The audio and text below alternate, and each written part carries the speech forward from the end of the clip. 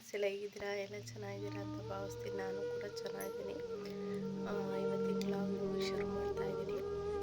ಏಕೆಂದರೆ ಹುಷಾರಿಲ್ಲದ ಕಾರಣ ವ್ಲಾಗ್ ಮಾಡೋಕ್ಕಾಗಲಿಲ್ಲ. ಹಾಗೆಯೇ ಬೇಡ ಅಂತೇಳಿ ಸುಮ್ಮನಾಗಿದೆ. ಅದು ಸ್ಟಾರ್ಟ್ ಮಾಡೋಣ ಅಂತ ಮಾಡ್ತಾಯಿದ್ದೀನಿ. ಅಲ್ಲೇ ಮಧ್ಯಾಹ್ನ ಆಗಿದೆ, ಅಲ್ಲೇ 1 ಗಂಟೆ ಆಗಿದೆ.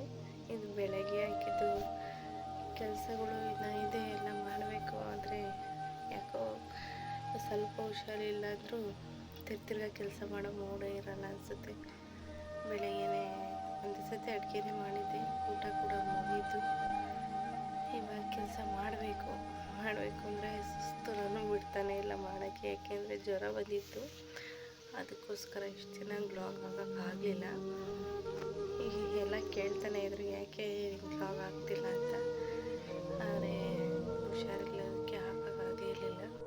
ಹಾಗೆಯೇ ನನ್ನ ಚಾನಲ್ ಯಾರು ಸಬ್ಸ್ಕ್ರೈಬ್ ಮಾಡ್ಕೊಂಡಿಲ್ಲ, ಸಬ್ಸ್ಕ್ರೈಬ್ ಮಾಡ್ಕೊಂಡು ಲೈಕ್, ಶೇರ್, ಕಮೆಂಟ್ ಮಾಡಿ. ಹಾಗೆ ಇನ್ಸ್ಟಾಗ್ರಾಮ್ ಫಾಲೋ ಮಾಡಿ, ಬಯೋದಲ್ಲಿ ಲಿಂಕ್ ಹಾಕಿದ್ದೀನಿ, ಚೆಕ್ಔಟ್ ಮಾಡಿ. ಹಾಗೆಯೇ ಕೂಡ ನಮ್ಮ ಮನೆಯವರು ಕೂಡ ಕೆಲ್ಸಕ್ಕೆ ಹೊರಟ್ರು. ಕೆಲಸ ತಗೊಂಡು ಚೆನ್ನಾಗೇ ಇದ್ದೆ ನಾನು. ಹಾಗೆ ಕೂಡ ದೇವ್ರ ಪೂಜೆ ಕೂಡ ಮಾಡಿಕೊಂಡೆ. ಪೂಜೆ ಆಗಿರೋದ್ರಿಂದ ಹಿಂದಿನ ಗ್ಲೋಬಲ್ಲಿ ಹೇಳಿದ್ನಲ್ಲ, ಬಾಳೆಹಣ್ಣು ಎಲ್ಲ ಇತ್ತು ಅಂತ. ಹಾಗೆಯೇ ಕೂಡ ಚೆನ್ನಾಗಿ ಕೂಡ ಪೂಜೆ ಆಯಿತು. ಪೂಜೆನೂ ಕೂಡ ಮಾಡಿಕೊಂಡೆ. ಮಕ್ಕಳೆಲ್ಲ ಕಾರ್ಮೆಂಟಿಗೆ ಕಳಿಸ್ದೆ, ಹೋದರು. ಚೆನ್ನಾಗೇ ಇದ್ದೆ. ಈ ಥರ ಮನುಷ್ಯಂಗೆ ಜೀವನದಲ್ಲಿ ಯಾವಾಗ ಏನು ಬರುತ್ತೆ ಅಂತ ಹೇಳೋಕ್ಕೆ ಆಗಲ್ಲ. ನಿಜವಾಗ್ಲೂ ದೇವರು ಕೊಡ್ತಾನೆ, ಯಾವಾಗ ಏನು ಕೊಡ್ತಾನೆ ಅಂತಲೇ ಹೇಳೋಕ್ಕಾಗಲ್ಲ. ಪ್ರಾಣನೇ ಒಂದೊಂದು ಸತಿ ಇರಲ್ಲ ಅಂದಮೇಲೆ ಮತ್ತು ಹುಷಾರಿಲ್ಲ ಅಂತ ಹೇಳೋದೇನು ಲೆಕ್ಕಲ್ಲ. ಹಾಗೆಯೇ ನಂಬಿಕೆ ಇರಬೇಕು. ಮನುಷ್ಯರು ನಂಬಿದರೆ ಯಾವಾಗ ಬೇಕು ಅವಾಗ ಕೈ ಕೊಡ್ತಾರೆ, ದೇವ್ರು ನಂಬಿದರೆ ಯಾವತ್ತೂ ಕೈ ಬಿಡಲ್ಲ ಅನ್ನೋದೊಂದು ಗೊತ್ತಾಯಿತು. ಹಾಗೆಯೇ ಕೂಡ ಕೆಲಸದಿಂದ ವಾಪಸ್ ಬಂದರು. ಆಗಲಿಲ್ಲ, ಮಧ್ಯಾಹ್ನ ಆಗ್ತಾ ಫುಲ್ಲು ಜೋರಾಯಿತು ಜ್ವರ, ಸುಸ್ತು, ಮಾತಾಡೋಕ್ಕೆ ಕೂಡ ಆಗ್ತಿರ್ಲಿಲ್ಲ. ಹಾಗೆಯೇ ಹೋದ್ವಿ ಹಾಸ್ಪಿಟ್ಲ್ ಹತ್ರ. ಹೋಗ್ಬಿಟ್ಟು ಇದು ಕಟ್ಟಾಗಿತ್ತು, ಕ್ಲಚ್ ಕಟ್ಟಾಗಿತ್ತು ಕೂಡ. ಅದನ್ನು ನಾನು ನಿಂತ್ಕೊಳೋಕ್ಕೂ ಕೂಡ ಆಗ್ತಾನೇ ಇಲ್ಲ. ಹಾಗೆ ನನ್ನ ಮಗ ಕೂಡ ವೀಡಿಯೋ ಮಾಡಿಕೊಟ್ಟ. ಜ್ವರ ಯಾಕೆ ಬಂತು ಅಂದರೆ ಅವ್ರು ಹೋದ್ಮೇಲೆ ನಾನು ಪೂಜೆ ಎಲ್ಲ ಮಾಡಿದ್ಮೇಲೆ ಗ್ಯಾಸ್ ಒರೆಸೋಣ ಅಂತ ಹೋದೆ. ಸುಟ್ಕೊಂಡಿದ್ದು ಇಷ್ಟು ಸುಟ್ಕೊಂಡೆ, ಅದು ಬೊಬ್ಬೆ ಥರ ಆಯಿತು. ಇಷ್ಟೇ ಆಗಿದ್ದು. ಇದರಿಂದ ಫುಲ್ಲು ಜ್ವರ ಬಂತು. ಹಾಸ್ಪಿಟಲ್ಗೆ ಹೋದರೆ ಜ್ವರ ಬಂದಿರೋದೆ ಫುಲ್ ಸುಸ್ತಿರೋದ್ರಿಂದ ಒಂದು ಬಾಟ್ಲಿ ಕೂಡ ಹಾಕಿರೋ ಬಿಡು ಅಂತೇಳಿ ಒಂದು ದೊಡ್ಡದೊಂದು ಸಣ್ಣದೊಂದು ಅದೇ ಥರ 4 ದಿನ ಹಾಕಿಸ್ಕೊಂಡ್ರೆ ಇವತ್ತು ಕಮ್ಮಿ ಆಗುತ್ತೆ, ನಾಳೆ ಕಮ್ಮಿ ಆಗುತ್ತೆ ಅಂತ. ಫುಲ್ ಕಮ್ಮಿನೇ ಆಗಲಿಲ್ಲ. ಫುಲ್ ಹೇಗೆ ಅಂದರೆ ಸುಸ್ತು ಜಾಸ್ತಿ ಆಗೋದು. ಫುಲ್ ಹೇಗೆ ಅಂದರೆ ಎದ್ದು ಒಂದು ನೀರು ಕೂಡ ಇಟ್ಟಿದ್ರು ತಂದು ಕುಡಿಯೋಕ್ಕಾಗ್ತಿಲ್ಲ, ಅಷ್ಟು ಸುಸ್ತಾಗೋದು. ಆದರೆ ಇದು ಜ್ವರ ಬಂದಿರೋದ್ರಿಂದ ಹಿಂಗಾಗೈತೆ ಅಂತ ನಾವು ತಿಳ್ಕೊಂಡ್ವಿ. ಜ್ವರನೂ ಕೂಡ ಹೌದು. ಅದು ಜ್ವರ ಹೋಗಿ ಟೈಫಾಯ್ಡ್ ಆಗಿತ್ತು. ಒಂದೇ ದಿವಸ ಜ್ವರ ಬಂದಿತ್ತು, ಅದು ಹೋಗಿ ಟೈಫಾಯ್ಡ್ ಆಗಿತ್ತು. ಅದ್ರ ಜೊತೆ ಕೂಡ ಫುಲ್ಲು ಬ್ಲಡ್ ಕಮ್ಮಿ ಆಗಿತ್ತು. ಬ್ಲಡ್ ಎಷ್ಟು ಪಾಯಿಂಟು? 7 ಪಾಯಿಂಟ್ ಇತ್ತು. ಗೈಸ್, ಅದ್ರ ಜೊತೆಗೆ ಕೈ ಬೇರೆ ಸುಟ್ಕೊಂಡೆ. ಊಟ ಅಡುಗೆ ಮಾಡೋಕ್ಕಾಗಲ್ಲ ಅಂತ ಹೊರ್ಗಡೆಯಿಂದಲೇ ತಂದ್ವಿ. ಊಟ ಕೂಡ ಮುಗೀತು. ಇದ್ದು 15 ದಿವಸ ನಳ್ಳಿದ್ದು ನಾನು. 15 ದಿವಸ ತನಕ ಬರೀ ಇದೇ ಆಯಿತು. ತಿಂದ್ಬಿಡ್ತೀನ ಬ್ಲಡ್ಡು ಇದನ್ನ ಹಾಕಿಸ್ಕೊಂಡೆ. ಒಂದು ಸ್ವಲ್ಪ ಇಂಪ್ರೂವ್ ಆಯಿತು. ಮತ್ತು ಟೈಫಾಯ್ಡ್ಗೆ ಇಂಜೆಕ್ಷನ್ನು, ಮತ್ತು ಬ್ಲಡ್ಡು ಇಂಪ್ರೂವ್ ಆಗೋಕ್ಕೆ ಅದಕ್ಕೂ ಇಂಜೆಕ್ಷನ್ನು, ಬಾಟ್ಲಿ. ಮತ್ತು ಅದರಿಂದ ನನ್ನ ಮಗನಿಗೂ ಕೂಡ ಬಂತು. ಅವ್ರಿಗೂ ಫುಲ್ ಜ್ವರ, ಇಬ್ಬರಿಗೂ ಫುಲ್. ಅವ್ರಿಗೂ ಏನು ಮಾಡಿದ್ರು ಬಿಡಲಿಲ್ಲ. 15 ದಿವಸ ಮನೆ ಹಾಸ್ಪಿಟ್ಲ್ ಇದೇ ಆಯಿತು. ಹಾಗೆ ಕೂಡ ಅವನಿಗೂ ಕೂಡ ಬಾಟ್ಲಿ ಹಾಕಿದ್ರು. ಯಾಕೆಂದರೆ 4-5 ದಿವಸ ಇಂಜೆಕ್ಷನ್ ಹಾಕಿದ್ರು ಬಿಡಲಿಲ್ಲ ಜ್ವರ. ಕೆಮ್ಮು, ನೆಗಡಿ ತಿರ್ಗಾ ಜಾಸ್ತಿ ಆಯಿತು. ಅದಕ್ಕೆ ಬೇಡ ಅಂತೇಳಿ ನಿನ್ನಿಂದ ಇನ್ಫೆಕ್ಷನ್ ಆಗಿದೆ ಅಂತೇಳಿ ಡಾಕ್ಟ್ರು ಅವನಿಗೂ ಕೂಡ ಬಾಟ್ಲ್ ಹಾಕಿದ್ರು. ಹುಷಾರಾಗಿದ್ದು ನಮ್ಮ ಮನೆಯವರೊಬ್ಬರೇ. ನಮ್ಮ ದೊಡ್ಡನೂ ಕೂಡ ಜ್ವರ ಬಂದಿತ್ತು, ಆದರೆ ಅವನಿಗೆ ಸ್ವಲ್ಪ ಬಂದಿತ್ತು. ಹಾಗೇ ಸುಮ್ಮನೆ ಆಯಿತು. ಇವನಿಗೆ ಮಾತ್ರ ಬಿಡ್ತಾನೇ ಇರಲಿಲ್ಲ. ಡೈಲಿ ಜ್ವರವೇ. ಟಾನಿಕ್ ಹಾಕಿದ್ರು ಅಷ್ಟೇ, ಮಾತ್ರೆ ಹಾಕಿದ್ರು ಅಷ್ಟೇ.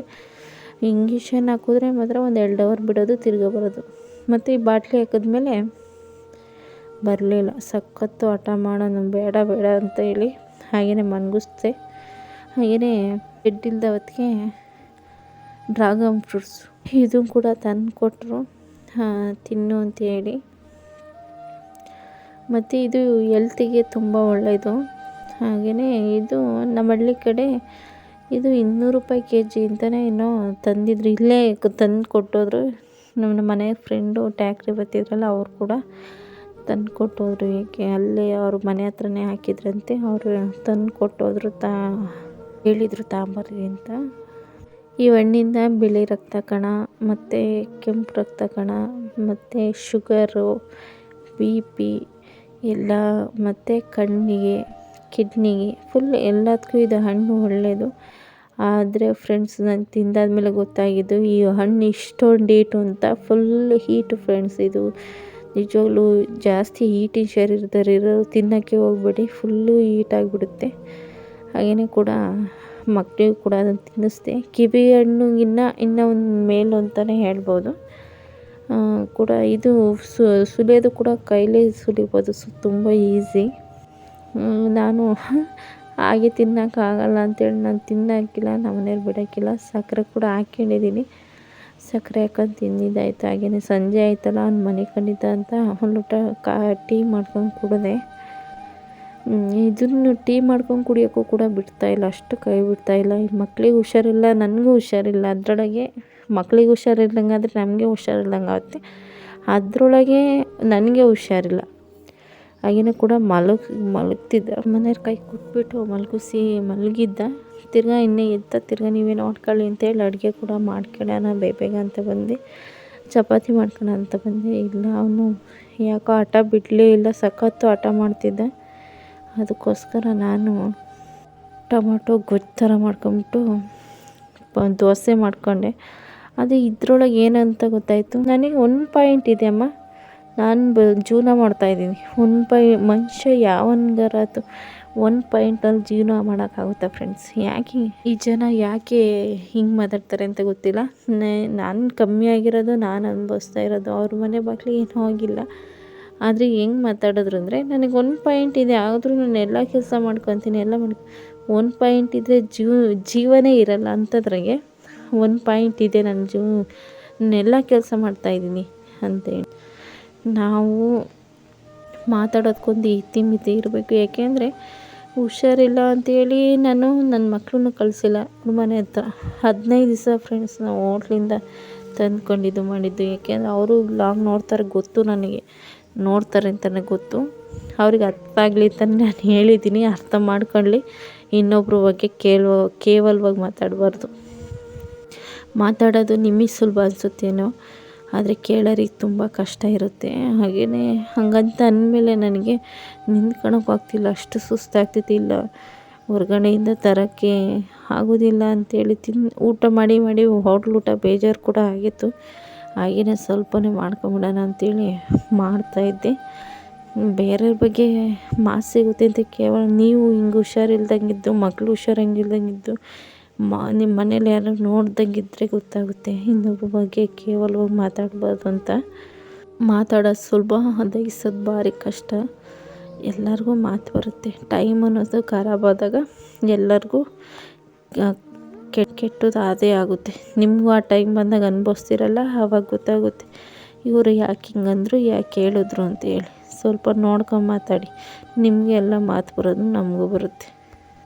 ಈ 15 ದಿವಸದಿಂದ ನಾನು ಭಾರಿ ಪಾಠ ಕಲಿತೆ ಫ್ರೆಂಡ್ಸ್. ಯಾಕೆಂದರೆ ಅದು ಆದಾಗಲೇ ತಾನೇ ನಾವು ಪಾಠ ಕಲಿಯೋದು. ಇಲ್ಲಾಂದರೆ ಅವರು ಮನಸ್ಸಿಂದ, ಎದೆಯಿಂದ ಇಂಥ ಮಾತುಗಳು ಬರ್ತವೆ ಅಂತ ನಮಗೂ ಗೊತ್ತಿರಲಿಲ್ಲ. ಅದೇನೋ ಮನಸ್ಸಾಗಿ ವಿಷ ಇಟ್ಕೊಂಡು ಮೇಲೆ ಬಣ್ಣದ ಮಾತಾಡ್ತಾರೆ ಅಂತಾರಲ್ಲ, ಹಾಗೆ ಬಣ್ಣದ ಮಾತಾಡ್ತಾರೆ ಅಂತ ನಾವು ಸುಮ್ಮನೆ ಇರ್ತಿದ್ವು. ಆದರೆ ಮನಸ್ಸಾಗಿ ವಿಷ ಇರುತ್ತೆ ಅಂತ ಗೊತ್ತಾಯಿತು. ಹಾಗೆಯೇ ಕೂಡ ಆಯಿತು ಕೂಡ ಫ್ರೆಂಡ್ಸ್. ಈಗ ಎಲ್ಲ ಆಯಿತು. ಆ ಕಡೆ ಕೂಡ ದೋಸೆ ಕೂಡ ಹಾಕೊತಾ ಇದ್ದೀನಿ, ತಿಂದ್ವಿ. Thank you.